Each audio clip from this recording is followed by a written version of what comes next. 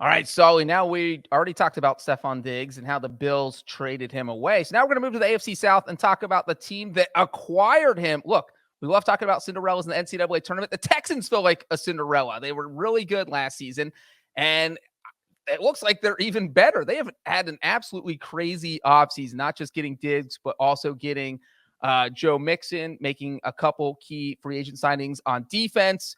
But they still have a couple holes, right? What do you think they still need to do, Sully? Yeah, I mean, we were talking about that too. Like, bringing in Daniil Hunter, keeping Bobby Slowick as offensive coordinator. Like, those are the things too that just are a recipe for a massive leap. On top of, obviously, Stephon Diggs is going to be the sexy storyline, but this team is ready to launch in 2024. The only thing I guess I would look at would say somewhere in the secondary, maybe another corner. I know they brought him Jeff Okudah.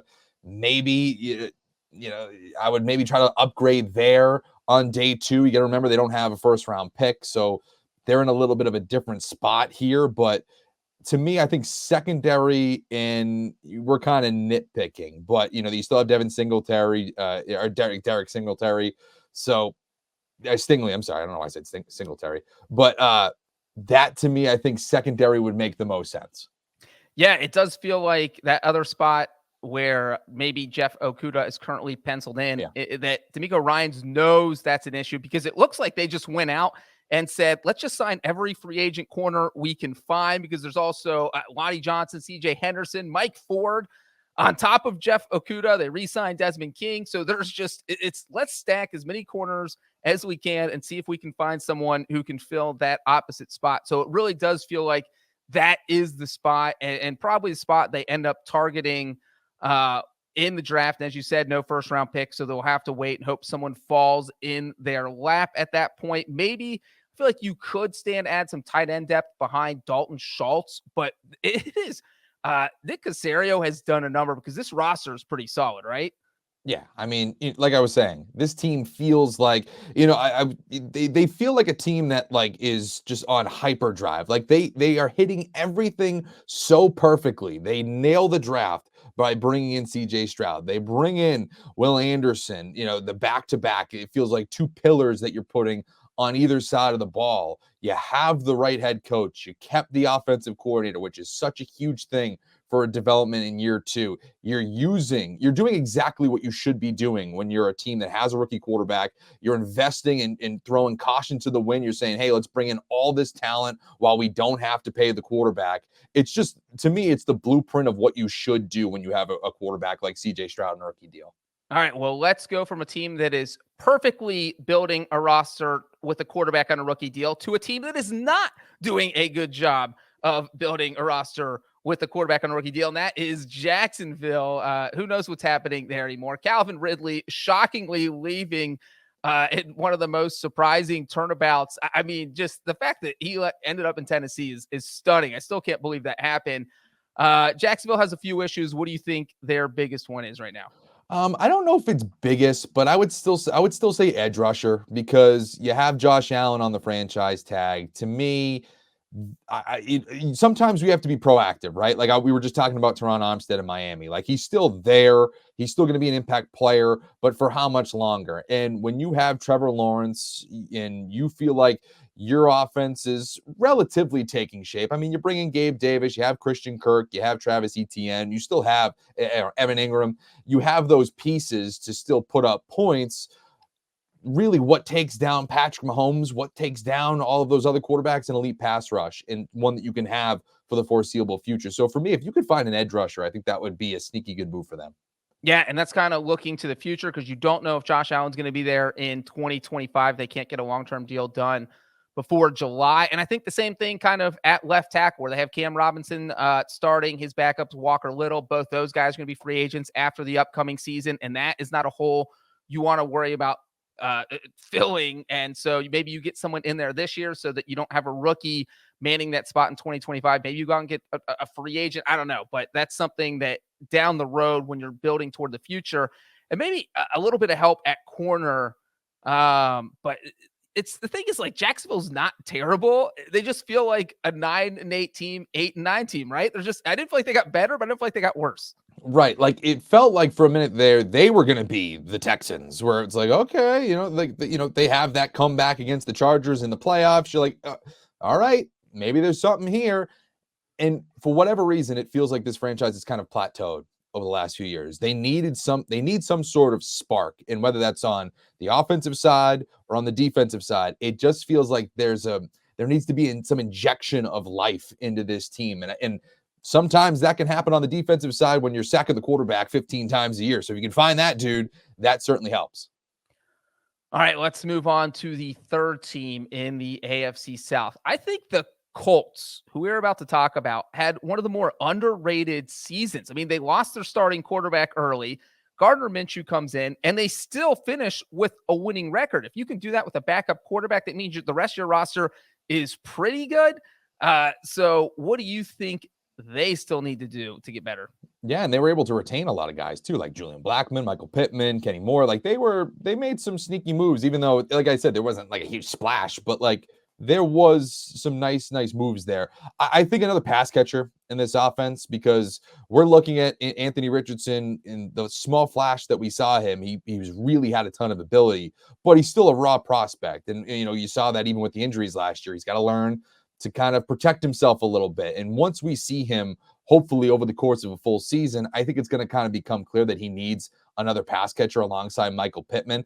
I mentioned it with the Jets, but Brock Bowers would make a lot of sense for me here too. What do young quarterbacks like the best? It's these tight ends that they can just quickly get the ball out to. And Brock Bowers is one of those prospects that we look at and say, man, he could be a day one impact guy.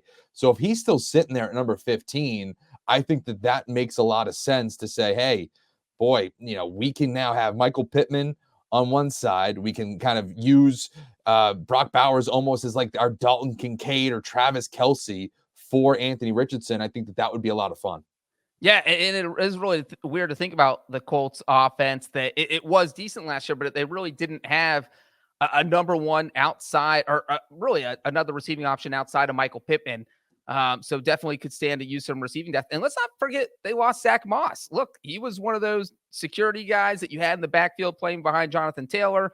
And now he's not there anymore. The other thing I would say is cornerback. I know you have an established guy like Kenny Moore. We mentioned they signed Julian Blackmon and re-signed him. And it feels like they did that because they're like, we don't want to start over in the secondary. We already have enough issues. Let's re-sign Kenny. Let's re-sign Julian and see if we can figure something out. So I do feel like they could stand to add some cornerback depth because they don't have a lot of experience there. All right, let's move to the great state of Tennessee with the Titans. They have had I would say also one of the most underrated offseasons. They have just been making move after move, whether it's Tony Pollard, Calvin Ridley, Lloyd Cushenberry added a little bit of help at center. They got Chidobe Awuzie from Cincinnati.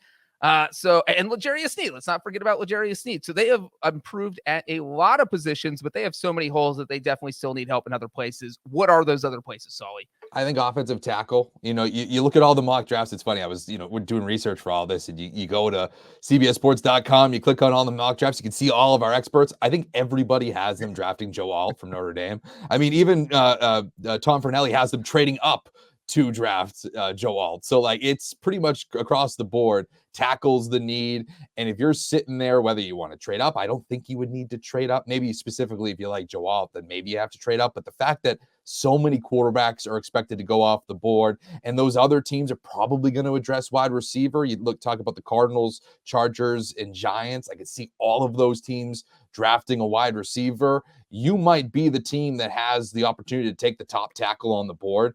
And if that's Joe Alt in your eyes, I think you absolutely do it. Yeah, and the Titans are also in an interesting spot because if you don't have the quarterback go fourth overall, let's say there's only 3 quarterbacks taken, and that fourth quarterback is going to get taken at some point, and they haven't been taken by the time the Titans are on the clock, and now the Vikings are calling you, or the Broncos are calling you, or the Raiders are calling you, you're in a spot where you certainly could trade down, and then maybe you get probably not Joe Alt. I don't know that he would last into the teens. But you get one of the top 3 offensive linemen, and then you can plug another hole. But yeah, it does absolutely feel that. Let me just add one thing in here too, because I think we're in agreement that tackle makes the most sense, right? But let's just let's just go a little bit outside the box here. Why aren't they doing at least a little bit of homework on quarterback? Like, how confident are we in Will? Like, what Will Levis did a year ago so great that we are just going to completely turn a blind eye to this entire quarterback class? Again, we just talked about it with the Patriots. It's a crapshoot. This guy has at least shown you that he can play in the NFL. I get it. But if one of these guys that you have a relatively high grade on is sitting there at number 7, like if you didn't think that if Drake May falls, like let's just play the game, and for whatever reason these teams don't trade up, you don't at least have that conversation. I just think that they're an interesting team because it feels like we're just completely dismissing quarterback because we're assuming they go with Will Levis, and they probably will. But I don't think it was like a CJ Stroud year where you're like, okay, clearly they have the quarterback. If they like a guy, I don't know. I just think that's something we should be at least considering. Sully, they have Mason Rudolph. They signed him. That's true. I forgot. They've got the ultimate insurance policy, man. You saw it. That's true. What am I thinking? I don't think that is completely crazy. I mean, you think about Brian Callahan, new head coach. He saw what a franchise quarterback can do. And so he is very well aware of how much a franchise quarterback means to a team. And he really is, it looks like, trying to build Cincinnati South down there. And so, look, if someone falls, maybe they think about it. I don't think they're going to give up. They have too many holes that I don't think they're going to give up any compensation to trade up. But like you said, if someone falls to 7th overall, then it gets a little dicey. Yeah, it's just one of those things where you go, you're inside the top 10. You have the number 7 overall pick. It's a very similar topic to what we talk about up here in New England with number 3. You don't know if you're ever going to be there again. You don't know if you're going to have that opportunity inside the top 5 up here, but inside the top 10 for Tennessee. And if there's a guy there, I'm just saying you at least have the conversation. More likely than not, they choose a tackle, or if a quarterback's there, you, again, put the for sale sign up and try to get a haul. I get all that. I'm just saying that let's not completely just look at Will Levis as, okay, he's clearly the guy. I don't know if he put together a season that warrants that. Again, he'll start this year as QB1, but it wouldn't shock me if we come into next offseason saying, yep, here comes Tennessee. They're in the quarterback market.